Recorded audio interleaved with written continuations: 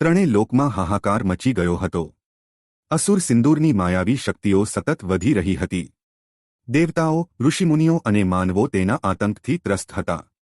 દેવલોક સંકટમાં હતો અને બધાએ ભગવાન શિવ અને માતા પાર્વતીને રક્ષણ માટે પ્રાર્થના કરી.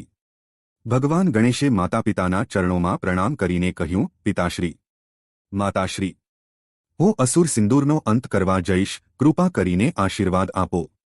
ભગવાન શિવે હસીને કહ્યું, વત્સ, તારી જીત નિશ્ચિત છે. માતા પાર્વતીએ શક્તિ કવચ આપ્યું. ગણપતિ પોતાના દિવ્ય સ્વરૂપમાં પ્રગટ થઈને યુદ્ધભૂમિ તરફ આગળ વધ્યા.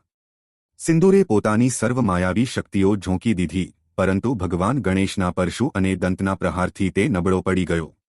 અંતે ગજાનને પોતાના દંતથી તેનો સંહાર કર્યો.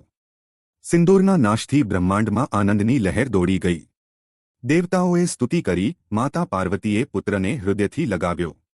ત્યારથી ગણેશજીને સિંદૂરપ્રિય કહેવામાં આવ્યા અને તેમની મૂર્તિઓ પર સિંદૂર ચઢાવવાની પરંપરા શરૂ થઈ.